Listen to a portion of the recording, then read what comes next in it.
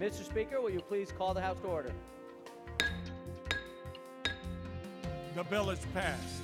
We'd like to get a budget that represents the interests of the people who are standing here with me now. To be part of the struggle to achieve a better society for all.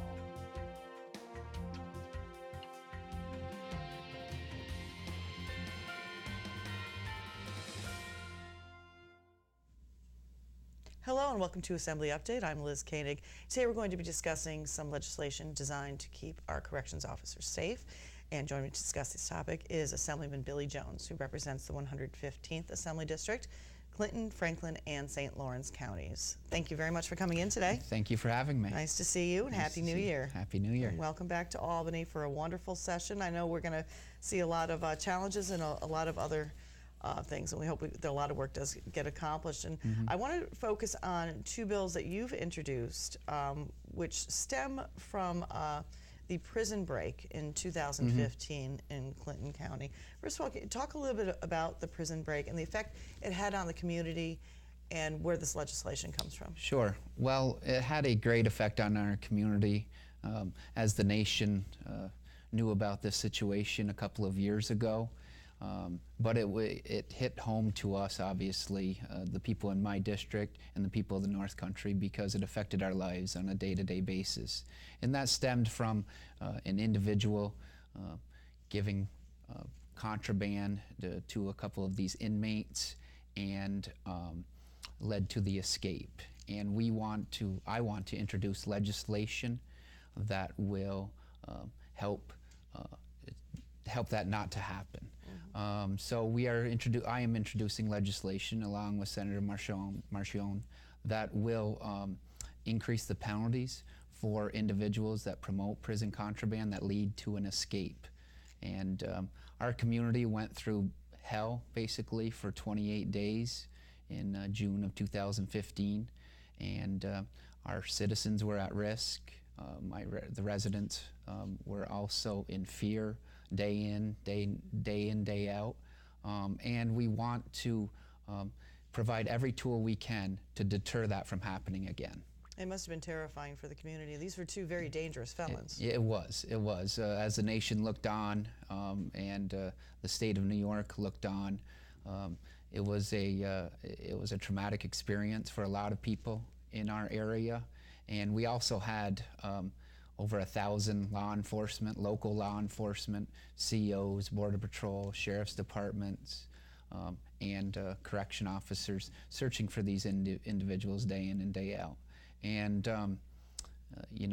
luckily, it worked out. No one was injured or hurt, but we want to do everything we can to deter that from ever happening again in our community. And of course, there was a recent incident at a hospital. Can you talk a little bit about that? Sure. This just goes to show the dangers that correction officers have day in and day out in their jobs. There was an incident at a local hospital where an inmate serving, I believe it was 85 years to life, he attempted to take a weapon out of the holster of a CO, and if it weren't for the quick actions of that CO and another CO, the situation could have become very dangerous. So that just goes to show people the situations and the dangers that these hard-working correction officers are put in every day. Of course, this has a personal meaning to you. Sure. I was a correction officer for over 21 years, and I know how these facilities run and what it's like to transfer or transport inmates. So I don't think a lot of people realize what goes into this job unless they actually do work at it. So it hits home to me for making sure that they are safe and secure in their duties. All these correction officers and the civilians that work in these facilities want to do is do their jobs and go home to their families at night. Now, there was the governor recently rescinded a program? Yes, the vendor program, the secured vendor program, he just suspended, which I disagree with.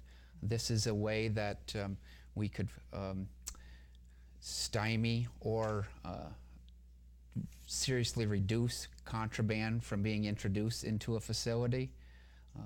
And he just suspended it the other day.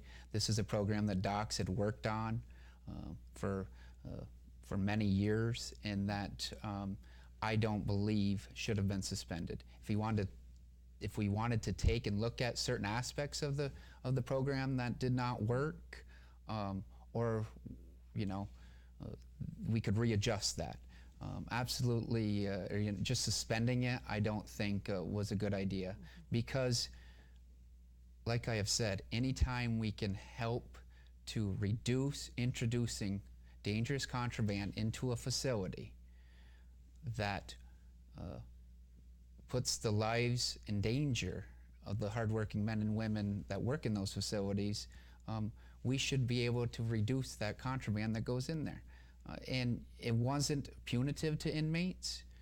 They were able to get the same supplies that they could have before, but we could have worked with that within that program. Just suspending it was not a good idea in my mind. And what safety measures are in place currently without the legislation? If somebody sends a care package to a family member who's incarcerated? Sure, and it goes through and it gets screened, but you're dealing with large amounts and not enough staff to go through every little piece, and they do the best they can, believe me. If anybody ever went into a package room or a receiving area of a facility, you would be surprised at the amount of stuff that goes into the facility. This would ensure that contraband was what came from a secured vendor and then went into the facility. And like I said, I can't stress it enough. Anytime we can cut down on introducing dangerous contraband into a facility, it will ensure the safety and security of that facility, and certainly the safety and security of the hardworking individuals that work in that facility. And we look forward to this legislation being introduced and passed in the Assembly and make its way to the Senate and obviously onto the governor's desk. But so this is obviously a priority for you. Sure.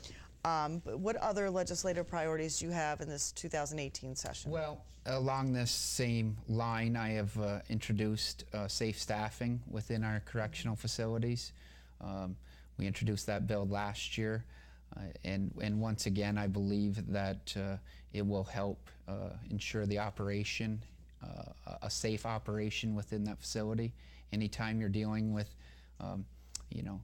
large groups of individuals in a confined space, you want to make sure that everything runs smoothly, and this will certainly help with that, and it ensures the safety of everyone in that facility.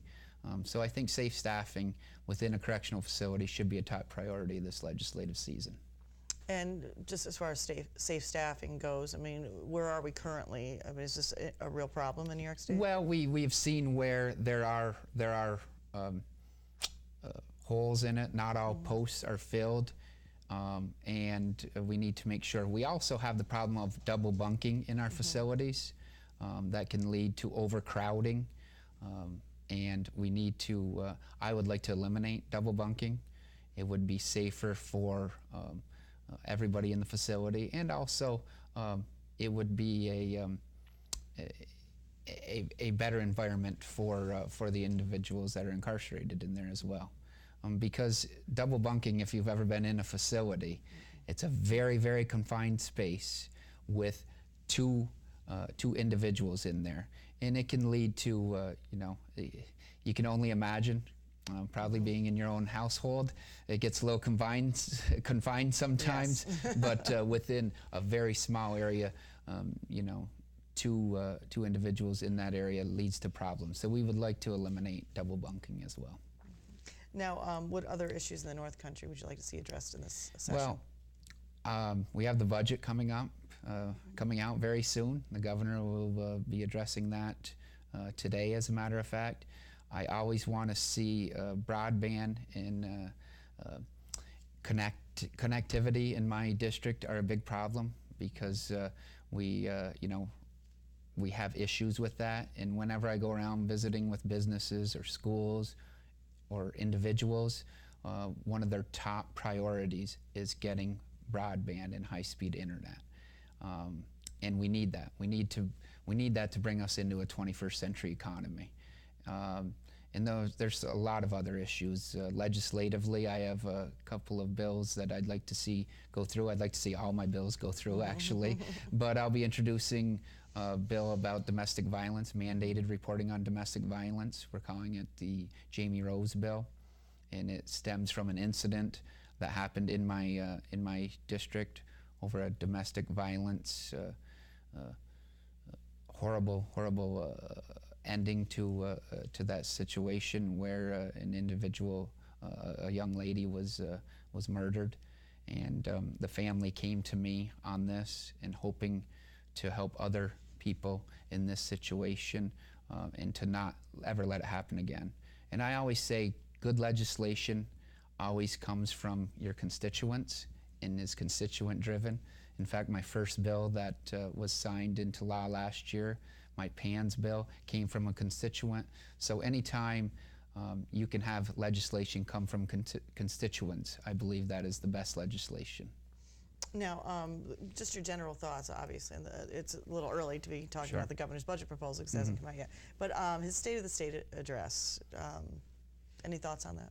Well, I like the fact that he talked about education, but we have to see what's going to happen in the budget. I always say the devil is in the details, and we'll see what funding is behind education, because public education is a top priority for me and the constituents in my area. I want to see more detail on that. I know that we'll be fighting that fight in the Assembly this budget season, like we did in the past, last season as well. And the opioid crisis is a major issue for everyone in the country, actually, and it's really hit home in the North Country as well. Behavioral health issues, addiction issues have really, they're a problem in the North Country as well. I like the fact that he mentioned that a couple of times in the State of the State, but we have to, to put it bluntly, we have to put our money where our mouth is, and we have to do everything we can to get rid of this awful plague. And after the governor, hands out his budget, then the negotiations begin. Obviously, Sure. budget hearings will be starting next week. Yep. Anything in particular you're going to be sitting in on or listening to? Anything that affects my district, of course, and the people of the North Country. Like I said, we want to get broadband and connectivity to the North Country. We want to get jobs. Workforce development is a big issue in my area. As I was going around to many businesses last year, there are jobs available for people, but the problem is a trained workforce. So we need to, I believe we need to focus more on workforce development, and that will help businesses out and obviously help the individuals out receiving those jobs. Well, we look forward to a very interesting, challenging, and hopefully successful Yes. budget season, and of course the remainder of the 2018 legislative session. And we'll be talking with you again, see where your legislation is, and we'll move forward from there.